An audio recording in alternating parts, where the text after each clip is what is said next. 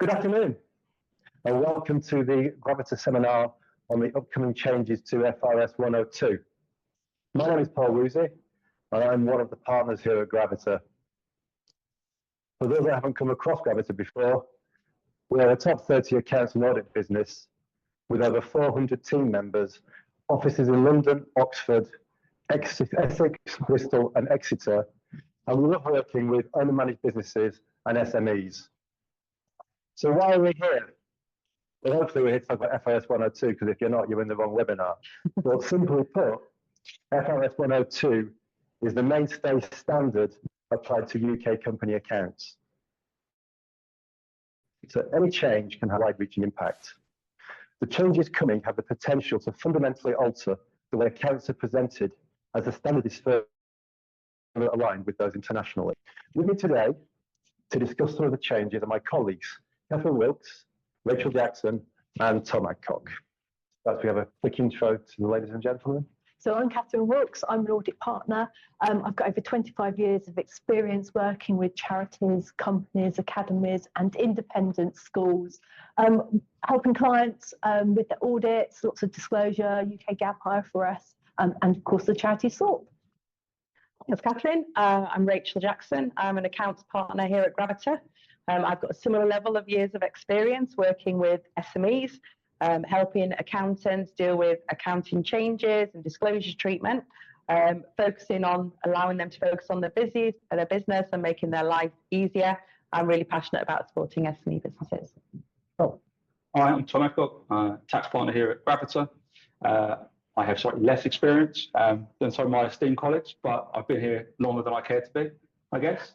I, together with my team, help and support businesses from all over the world navigate the UK tax environment and try and support them with everything that they need and work with my fellow partners with our brilliant SME client base.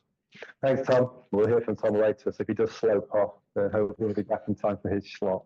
I was looking the other day how many companies might be affected by the upcoming changes to FRS 102.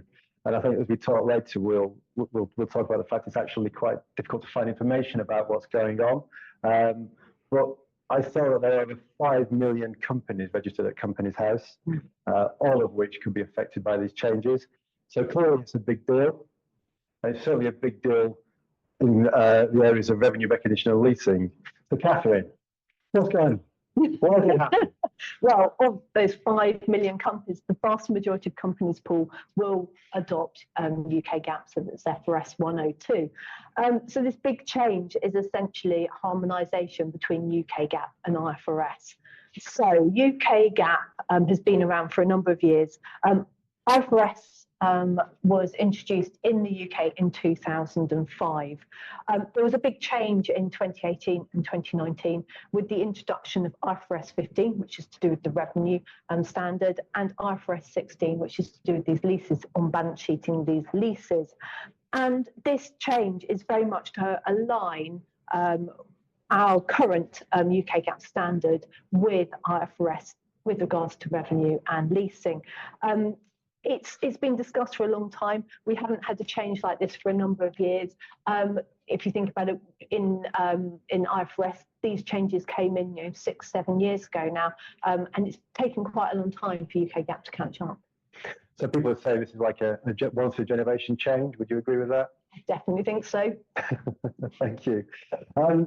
Rachel, we talk, so I feel it's difficult to find information about what's going on. Why is that? Do you think people are just burying their heads in the sand, that government's not talking about it, or just that people don't know it's on the horizon? Why is it that there's nothing going on about it? So we've definitely got a different variation of people who do know about it. We have got definitely groups of clients who are all over this. They've been reading it, they've been finding out about it, they've been contacting us about more of the technical nuances behind some of the standard and what they're doing about it, tax implications, various things. Equally, we've got some clients who've got a bit of knowledge, enough to say, actually, I think we're going to need some help. So they're reaching out to find out what we can be doing to support them. And we've definitely got people who are generally not found out a lot about this at the moment. Probably, like you say, burying their head a little bit in the sand. But really, these things, whilst they are big changes, they can be navigated quite smoothly. And that's what we're trying to do with some of our clients, is really on that layman terms, what does it mean for them? So it's a great opportunity for everybody to be connected and talking about it. Thank you. Katherine, significant impact. We talked about. Oh, I'm afraid, Paul, I'm going to have to use the accountant answer here, which is it depends. It's very specific to each individual company or charity. Those with a lot of operating leases might be very significantly impacted. If you bundle your revenue, if you've got lots of goods and services all in one contract, yes, absolutely, you will be impacted. Even charities will be impacted. A lot of charities have operating leases, less so on the revenue side, but not completely immune on the revenue side. But it could be quite widespread. So it's not even companies, not just companies. If you don't make a profit, they come after you as well. So there's no escape for anybody. So where do we begin to start? I mean, what can we do? I think the key thing is really that planning, upfront discussions, thinking about impact, I think are going to be the key things that people need to be doing.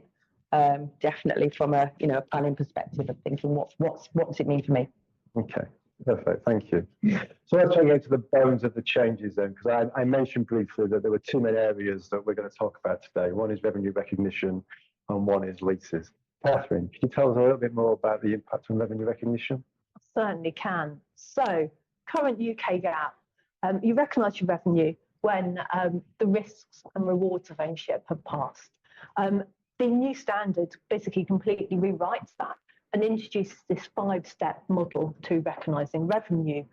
If we just talk through those 5 elements, the first one is identifying a contract with your customer. So the whole end-to-end contract needs to be considered. Then you need to identify the performance obligations for your services or the goods. When will the promises of these goods or delivered services be delivered? There might also be implied performance obligations in there as well, which could be quite tricky. It's not going to be completely straightforward in terms of identifying the performance obligations. The next thing, the third step, is the transaction price. So that should be in the contract. The next thing is about allocating that transaction price in step 4. And this is where you take all your performance obligations and you allocate your transaction price. Complex and challenging. So if you've got a standalone product or service, that's relatively straightforward, but you might not have.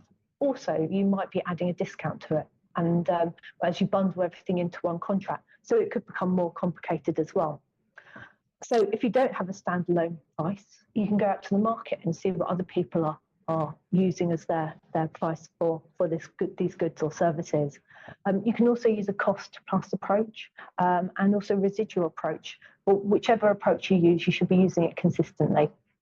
And then step 5 is to recognise the revenue as and each performance obligation is satisfied. So this could be a point of time, it could be over time.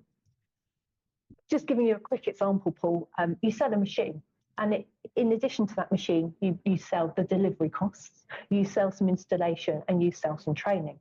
If you think about it, on day 1, your machine is delivered and your performance obligation is met.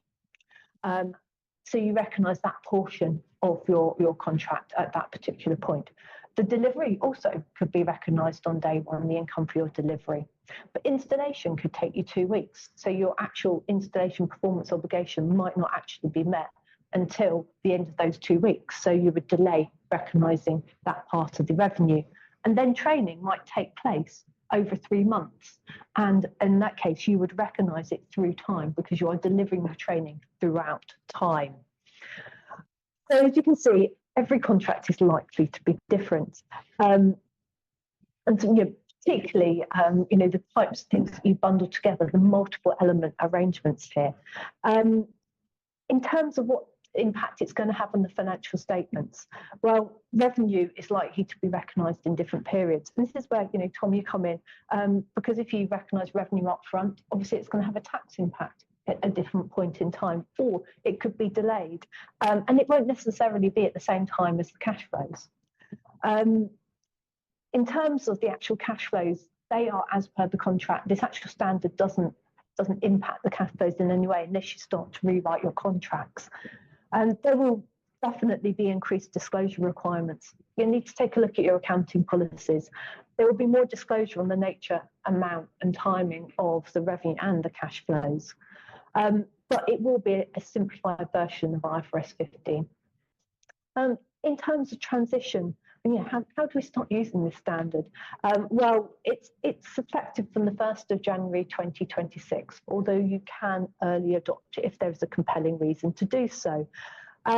In terms of applying it for the first time, you have got two options there.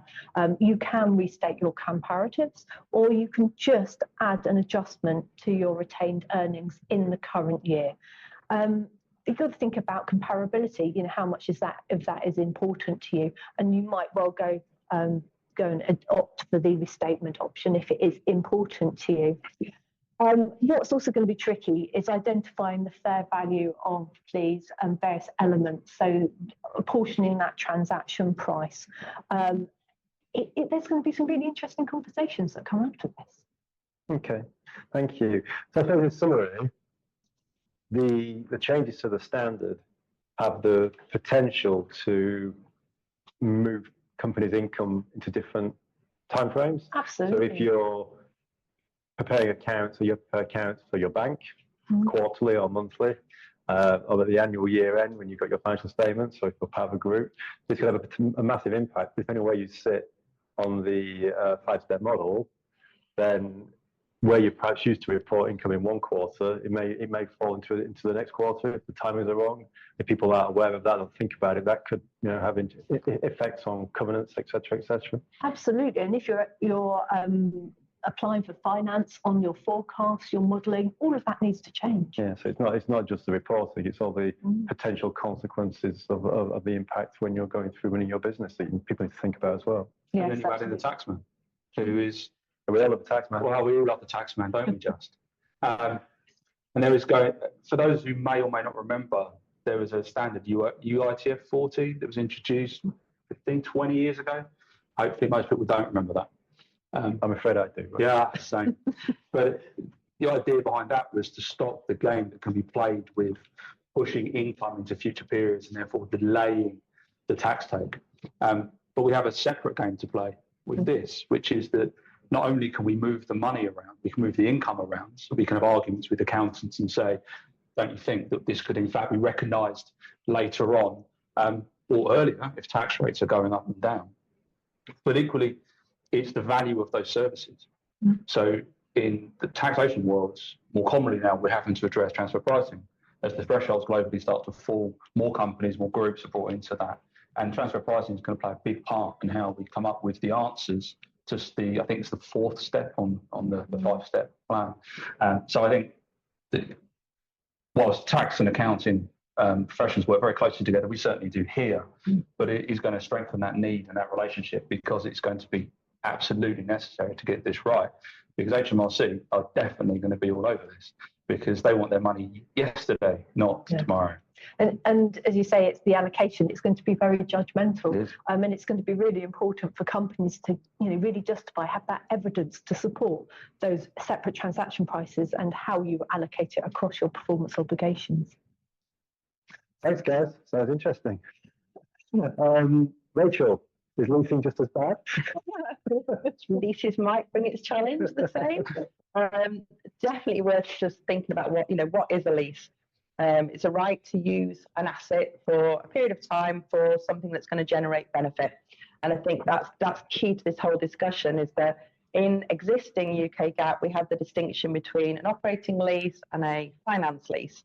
The 2024 periodic review that the regulators did was that Section 20, which deals with, which is FRS 102, which deals with leases, has been completely rewritten, as has the revenue standards. So what has actually happened is it's removed the distinction between operating leases and finance leases. So as a result of that, the majority of leases will now come onto balance sheet. So what this means is leases will be capitalised, so you'll have a right of use asset, and then the opposite impact will be that there'll be a lease liability. And that will now be on for most assets will now come on board.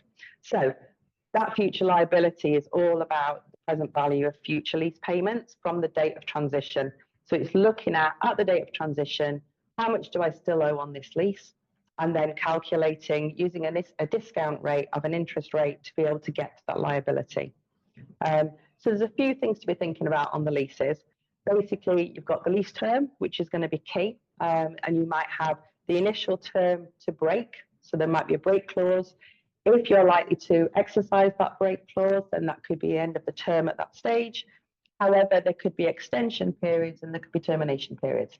So it's about considering all of those to assess what is the actual lease term that you'll calculate your liabilities over.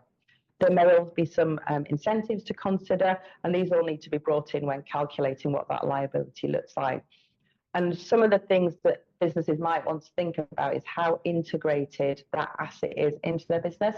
For an asset that is very integrated and is, a significant amount within the business, might be more prone to have longer lease terms than perhaps ones that have got less integration. So as well as thinking about the lease term, you've then got the rate of interest, which is key. It may be that it's actually explicit in the lease. So you go away, you need to look at your leases and see if there are actually interest rates captured in there. If not, you can consider what the incremental cost of borrowing is.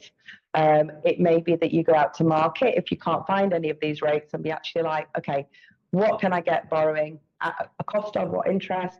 Looking at similar borrowing for the same security in the same period. So there's lots of judgmental sort of things to be thinking about on all this. None of this is going to be straightforward, a bit like the revenue. The key impact is obviously on the P&L. At the moment, most things on the rental cost tend to be straight line. So you get that straight line impact on your profit and loss account. This way, we're going to be having depreciation going through on the assets, and we're going to be having the finance costs. And because of the way the interest unwinds on the lease liabilities, you're going to have a higher finance cost at the beginning than you are later on. So obviously that interest rate is going to be key.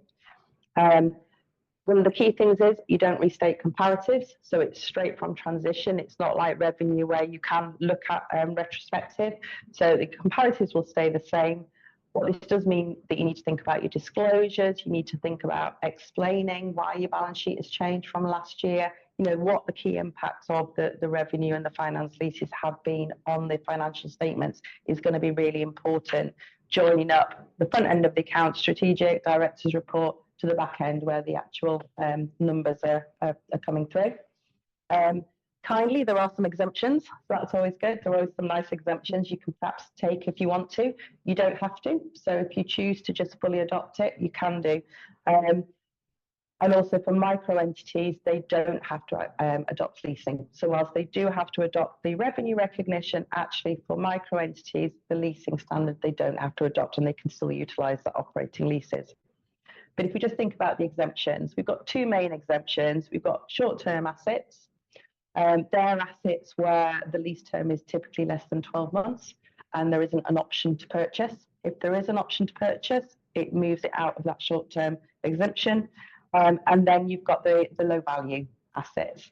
Now, IFRS actually has a value that it determines what a low value asset is. FRS 102 is a bit kinder in that it just gives you indications of what that would be expected to be. Now, obviously, that then does bring more judgment, which Tom can be telling us all about in a minute for tax. But basically, it's where low value assets are typically things that the standard explains the things that are not low value assets. It needs to be an asset that can stand alone. So it can't be interrelated into other assets. I think the key thing is what they don't want to happen is you break down one asset into 10 mini assets and then say they're all low value. I'm going to use it as an operating lease. So there are provisions in there to stop people doing that. Obviously, the really key thing is the low value asset is really aimed at the small entities who want to perhaps think about not putting some of those leases on the balance sheet. And obviously being SME focused, helping clients understand that sort of requirement is key. Clients can also look at portfolio of assets. So they might decide to group assets together where leases are similar characteristics, similar terms, similar length, duration. So they can look at other ways of perhaps making it a bit easier on the balance sheet. But those are kind of like the key things, a bit like the revenue, lots of things to think about. That sounds pretty horrendous. Quite a lot of work by the sounds of it. I think definitely, as I go back to the beginning, upfront planning, looking at those leases. None of this is scary. It just needs people to spend a little bit of time thinking about, what's involved, looking at leases and how we can be supporting. So whilst it seems to be a lot, it's definitely something that, we can be really proactively helpful on. I'm going to throw Tom on the spot here. So low value assets, what might that look like? Have we got any examples we can give the audience? It's looking at it slightly the other way around.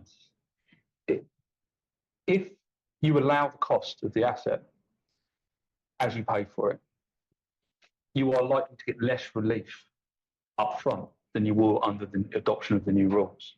So I don't think HMRC are going to get that excited about you qualifying an asset that, say, £100,000, £50,000 as a low value asset. I don't think that's going to necessarily be an issue. I think where the issue is going to come is more on things like the interest rate that's applied to the debt, which I can touch on now.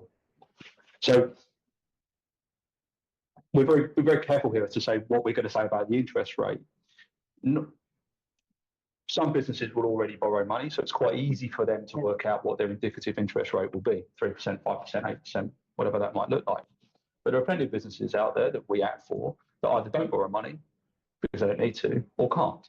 So what is the interest rate that should be applied? And as of yet, there is no guidance as to what that will look like. Now, at the moment, because it's always helpful to understand how HMRC are going to approach these questions, they have manuals. So you can Google this, you can find HMRC's manual, which looks at these changes. At the moment, it has a page which says, we are currently updating our manuals, which is wholly unhelpful. But so we have to look elsewhere and try and think about how this might operate and how this might work. Transfer pricing is going to be part of this. How do we price debt? I think is important. And yes, we can go to HSBC and we can ask them, well, how much would you lend me money? What's the terms that you would lend me money on? But more commonly these days, it's not so much what rate HSBC come up with, it's the methodology, the mechanic that they use behind that you need to understand. So what is the country risk? What is the asset class risk? What are you using the funds for, etc. So I think that's going to be a big bit, because of course the higher the interest rate, the quicker you're going to get access to the relief over the life of the asset. I think it's important to add as well is that we're quite simple creatures, tax people, when it comes down to corporate tax. We like following the account adjustments. So when you allow the deduction in the accounts for these changes, we as tax people will allow that. That's how the law operates. So you get a deduction for it. What you don't get a deduction for are the obvious. So capital costs. So in these leases, they're going to be wrapped up capital costs. They're going to exist, right? So there might be a dilapidations type adjustment. Maybe there's a figure within it. There's going to be SDLT paid potentially on the lease. There's going to be some other stuff that's thrown in. So you need to work that out, right, and strip that out. So from an accounting perspective, it's really quantifying that, qualifying that, so that we can add that back. And then once you've done that, not forgetting that some of those assets might actually qualify for capital allowances. And if it's a finance lease, then we might actually be able to get relief for it anyway. So there's all this work that goes in. So we strip out the asset and then we get 100% relief against it anyway. So, what is the point, I guess you might ask. But the revenue we're going to demand that we do it. So I think those are sort of some of the early points on the. Thanks, Tom. So despite the fact there may be a lot of work in the changes to the standards, sounds like actually if you get the right advice and you plan properly, there could be some upsides from a tax planning perspective.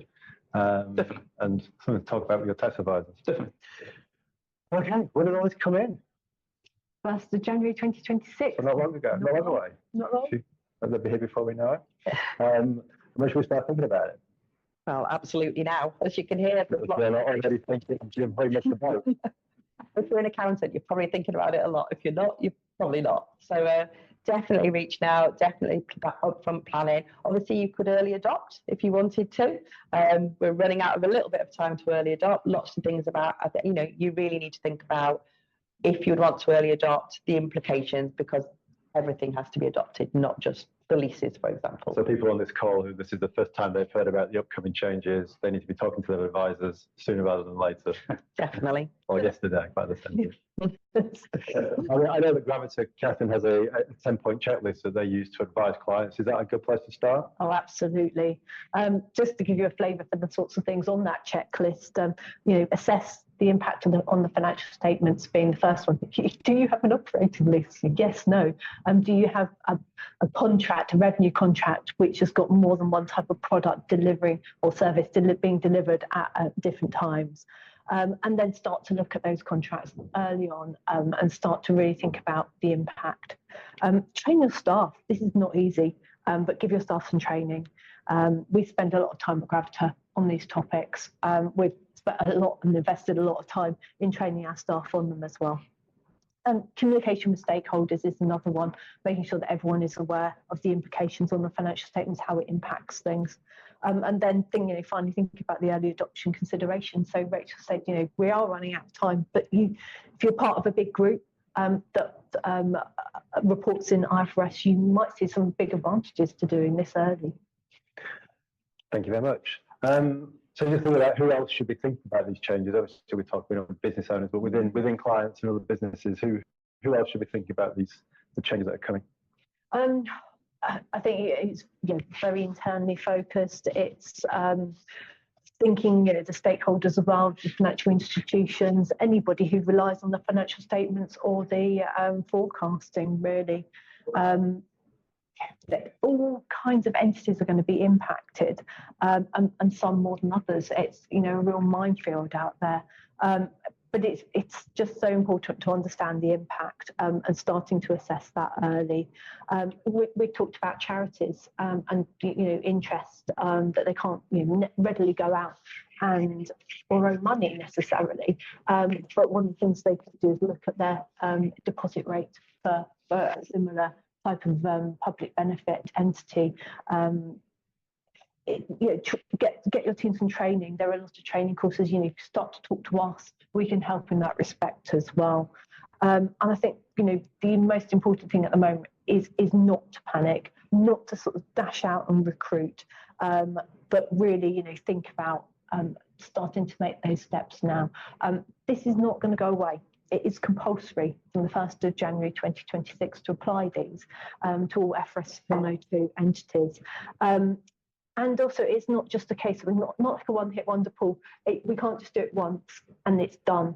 It's going to be a continual thing. It will be a case of looking at your systems and processes and looking at your contracts. Do you need to amend your contracts to be more explicit? Do you need to make sure every time you enter into a lease, it's actually got that interest rate within the lease to make your life easier, basically?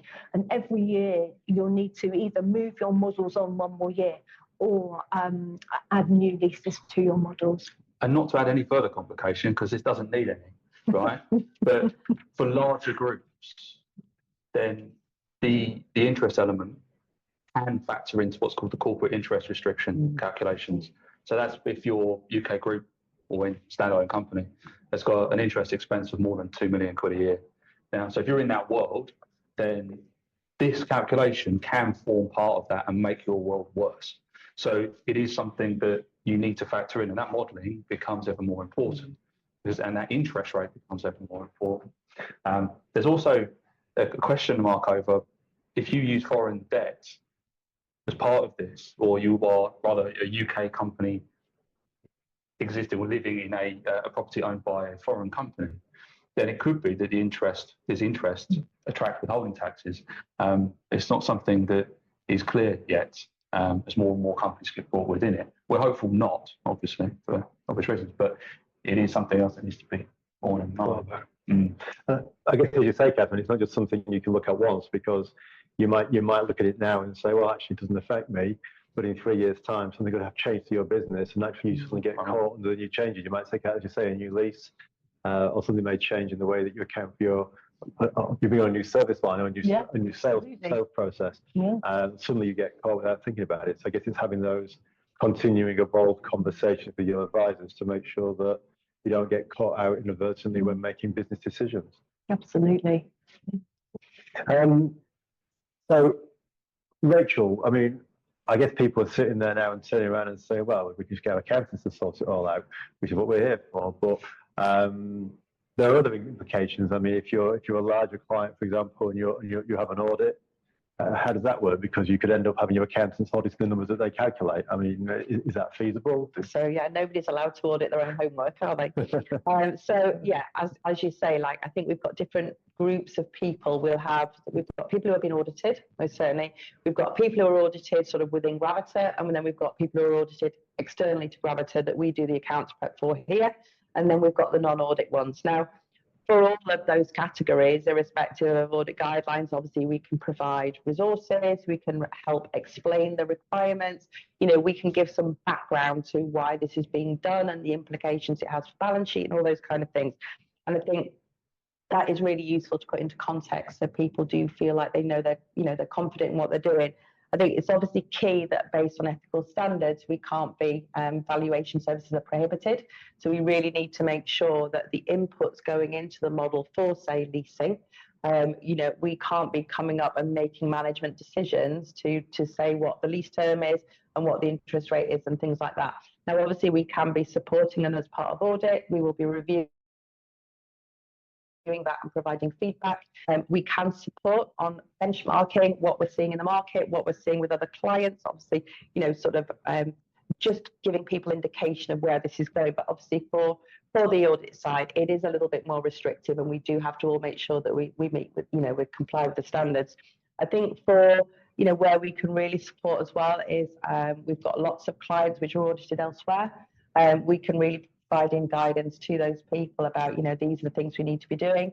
If you've got lots of leases, you might want to consider getting some software to actually support you on that modelling, which actually could be quite complex. We've got some lesser businesses that actually lease assets to other people. So, thinking about that, really supporting on for non-audit people, making sure people are getting their chart of accounts ready so that they can start recording the numbers that they need to be able to do the disclosures that they do. So I think the key thing is obviously we bear in mind the guidance about the standards and what we can and cannot be supporting on. But the key thing is just giving people that basic guidance around what's needed, what's required, so that then they've got the support to go away and look at it. Okay, I guess that's an interesting point you just raised about nominal structures. So for larger entities, potentially, reporting packs may need to change. Yep. I mean, there'll be new lines in the TB, new lines in the accounts that weren't there before that will need to be. And there's nothing worse finding out at the end of the year that you perhaps should have done that, and then you have to unpick all the stuff you've done. So definitely getting those chart of accounts, real back to basics things of thinking, what do we need to be doing to be able to enable our systems to give us the information we need quickly and accurately and correct. So all these knock-on implications that people perhaps don't think about on day one. Absolutely. And I guess the overriding messages, reach out to your advisors, speak to them, and make sure you've got all these things planned well in advance, so as you say, you don't get caught out when it comes to reporting time. Yeah, definitely. Okay, thank you. Definitely, I mean, just to sort of summarise some of the things we talked about, and perhaps some other implications that we need to consider as we before I guess talk about tax. But what would you say are sort of the top things that people need to be considered as we go into this? Well, it's going to be more complicated. In fact, some of it's going to be horribly complicated.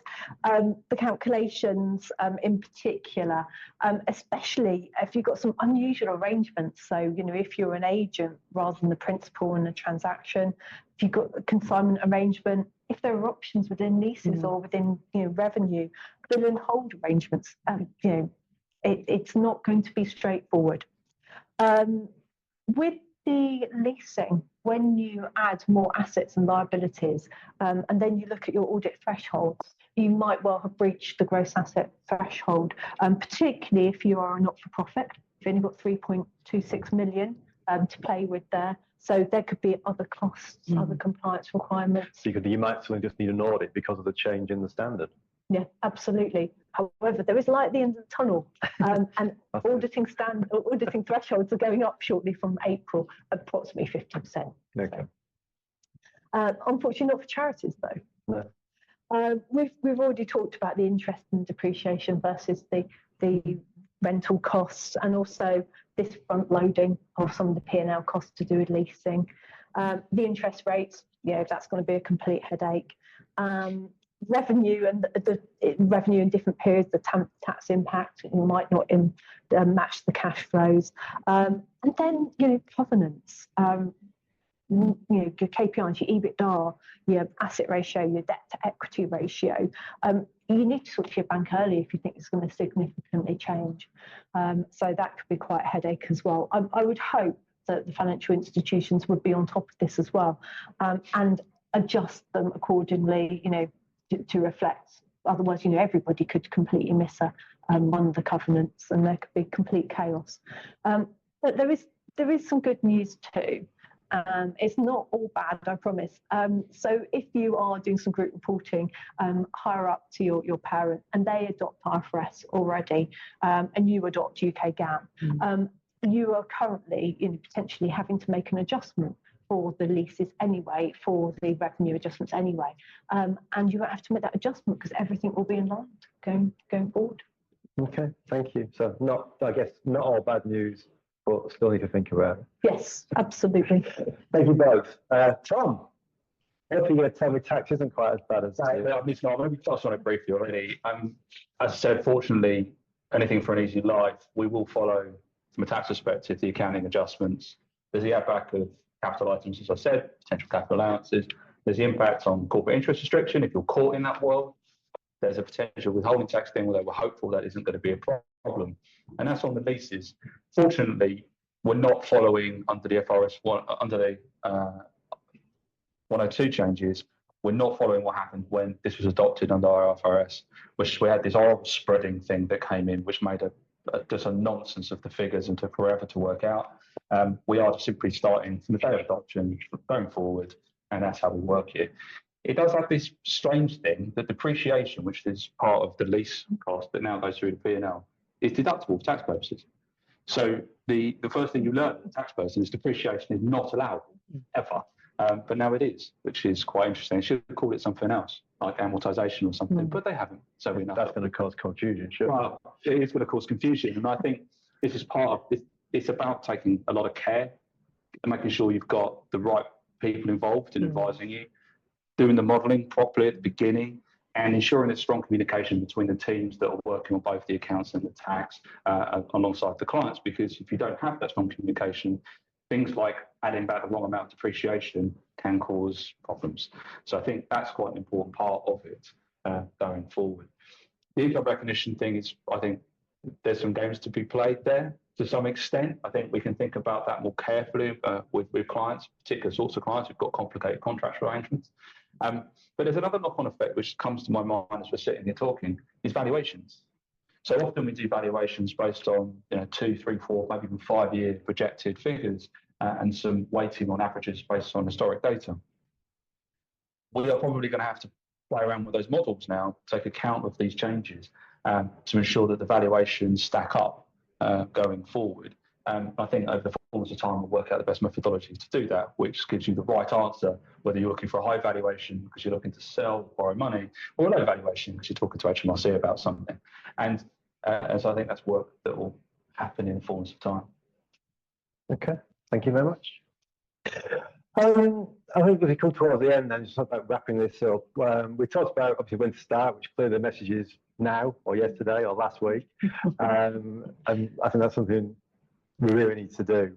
But whose responsibility is it to lead this? Is it ours? Is it the clients? Who should we take a lead on? Most certainly accountants, I would say. This is something that's really important to us at the moment, and myself and the team are really talking to clients actively about these are the changes that are coming and how we can be supporting you. So we're really leading on that. Particularly key where companies are audited. I mean, when they're non-audited, you do have a little bit more time to play, but typically if you're audited, you've got your timeframes agreed, you've got a deadline to hit with whoever may be auditing you, Gravita or externally. And, we know from experience, if you miss those deadlines, you are going to move down the queue, and then you are going to be struggling to get your audit completed and get your audit signed. So I think it's really key that the upfront planning enables you to then hit the deadlines you need to be hitting. That is going to be critical as we move forward. So upfront planning, getting the chart of accounts in place, looking to see if any systems need changing. We can be talking to you about and talking to clients about what that needs to look like. Okay, thank you. And if you had to give one piece of advice to take away, what would it be? Look at your contracts today. Start looking at that, the allocation of your transaction price and the method you're going to use, and getting that evidence together.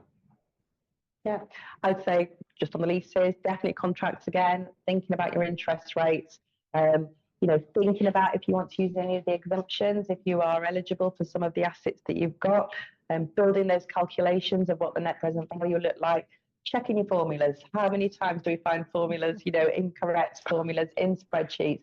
Fundamental, because that is going to be changing your valuation. So, double checking that things are actually calculating how you anticipate they should be. To make sure you got your numbers right. Yeah. Make sure you got everything planned. Absolutely. Anything from a tax perspective? I mean, I'm jumping you in there, Tom. just tax, everything. But I just, everything that, my two colleagues, it's planning. It's getting to it early. It's understanding what your contract's saying, should you change them.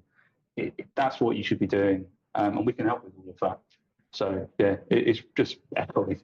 Everything in the same sense. I mean, Katherine, how can we help? I mean, what? Yeah, why us? Right. Thanks of IFRS experience. We deal with clients and leasing and revenue all the time. We've invested heavily in our own training, and we take a very pragmatic and helpful approach, and we'd love to help more clients. I think we finished a little bit early, but really appreciate your perspectives on the upcoming changes. Hopefully the audience have found that useful. I would just echo to say that I'm sure there are clients of Gravita on this call, people thinking about becoming clients of Gravita, and those that aren't. If whatever group you fall into, please feel free to reach out and contact us. If you are a client, contact your service line partner or your member of your team. We're more than happy to help. As a business, as everyone says, we are here to assist, and we've got huge amounts of experience in IFRS and FRS 102, so we understand what the changes are that are coming through. If you are interested in a copy of the 10-point checklist, please feel free to either email us on the hello@gravita.com email address, or hopefully at the end of this webinar there'll be a QR code. So please feel free to scan that, and that will give you any information that you need, and we'll be happy to send you a copy of the checklist. If you've got any questions, we're going to take questions at the end, because I think there's just too many people on the call. But if you do have any questions for the panel, again, please feel free to contact us on the email address, and we'll do our best to answer them. But other than that, I hope you found the conversation useful, or if not useful, at least a little bit scary. And thank you for your time, and we look forward to hearing from you in the future. Thank you very much. And thank you again to the team. Thank you. Thank you. Bye-bye.